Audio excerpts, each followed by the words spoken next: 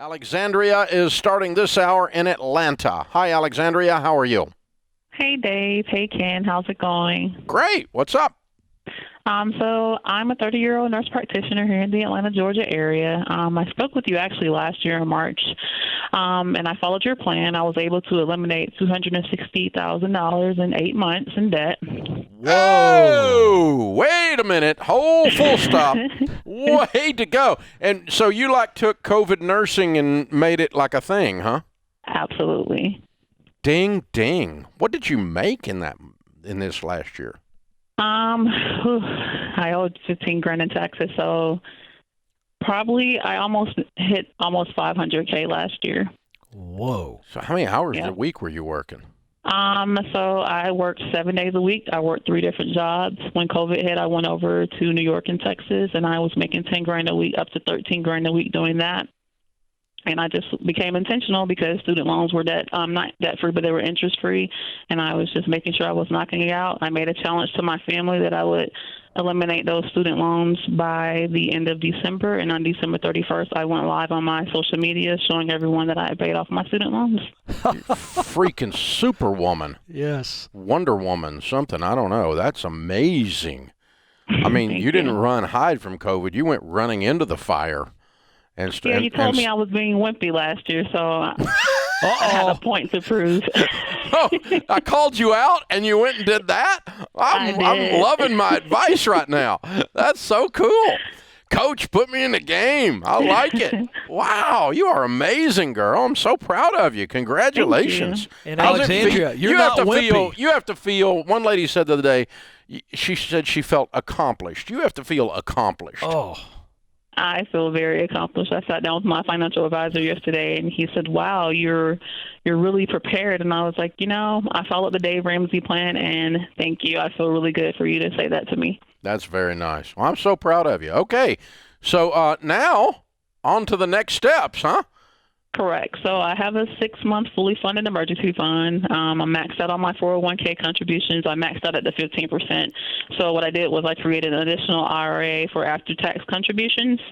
But now I still have a good amount of money left over from my salary monthly, and I just wanted to know what are some additional ways that I could invest. I wanted to become invested in real estate, but I wanted to do it by cash flowing. I don't want to go back into debt. So I wanted to know what are some other ways that I could use my money to work for me until I can actually fully fund and cash flow real estate. Wow, that's amazing. So your home is paid off now? So I sold my home, and I used some of that money to fund my emergency account because I took a job in Chicago. So I'm back and forth between Atlanta and Chicago. So I don't know if I want to buy a home yet because I won't be in there for 5 years. So it would make sense for me to buy a house, and I'm not there for 5 years. So that kind of leaves me where I am now, and I've already saved up a down payment. So how many hours are you working now? 40 hours a week. Okay. All right. Wow. Well, I'm glad you're back to a reasonable rhythm now that you had that year of craziness. Wow. I am. Yeah. So here's what I do. I'm trying to figure out how to apply it to your situation. When I max out everything, of course, I'm in baby step 7, which you are right now because you don't own a home. So, max out all retirement that's available, which is what you've done. And then I drop money into just an S&P 500 fund, an index fund. Okay. Low to no commissions and very stable. It's going to do exactly what the market does. It is the Standard & Poor's 500, Dow Jones Industrial Average. These are the measures of what the stock market's doing.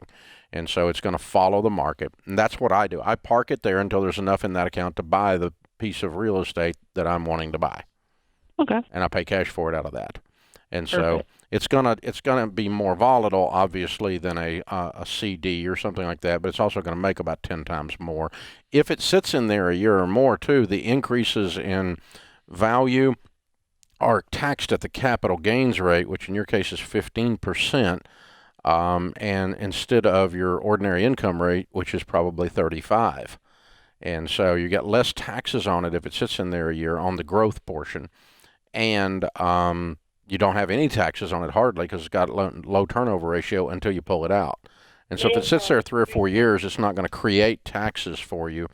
And So I would tell you not to start buying real estate until you've decided which city. Just like you don't want to buy a house until you decide which city. So let's figure that out. So if this is just a good place to park a pile of money to buy your next house with cash, and then maybe buy your first rental or two once you've decided which city you're going to settle into. But you are a beast, girl.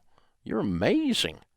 Absolutely incredible. Yeah. Again, just she takes that statement that she made to her parents, her family, and she hit it. I mean, there's gazelle intense, and that's like super gazelle. Yeah, well, I mean, I call her Wimpy, and she's like, "I'm gonna show you, old man." Which I love a good. Yeah, you're right. She put the old chip on her shoulder, right? Yeah, Wimpy this. Yeah, it's the truth. It's like Tom Brady, sixth round draft pick. He's like, "I'll show all you teams." Yeah. I mean, that is awesome. And she's amazing. Whew. What a great story. 7 days a week, 3 jobs. That encourages me to call more people Wimpy. I'm just saying. Who among us doesn't need a nice little chip, right? Some people don't like the chip on the shoulder. I think a lot of great men and women have done things with chips on their shoulder. $500,000 as a nurse. Yeah. In 1 year. Yeah. Oh, unbelievable. 3 jobs. I mean, she went to Texas. She went where the work was. She ran into the fire. That's what I like. She said, She went where the money was, the work was, and worked like crazy. Wow. Yeah. Extraordinary story. That's and paid off $200,000 worth of debt. So isn't it interesting how we both live? Someone listening to this who was a nurse and never left their home for 12, 14 months, and their home's getting foreclosed on because they lost their job at the hospital because they're not doing any elective surgeries. Same exact industry, same exact economy, same exact pandemic, and one goes and makes $500,000, another one loses their home. That's just human nature is amazing. It really is. You and Rachel Cruz and I, we did this big event, Message of Hope, and the big message from all 3 of us was control the controllables. Let me tell you something. Alexandria said, I can control this. She went after it.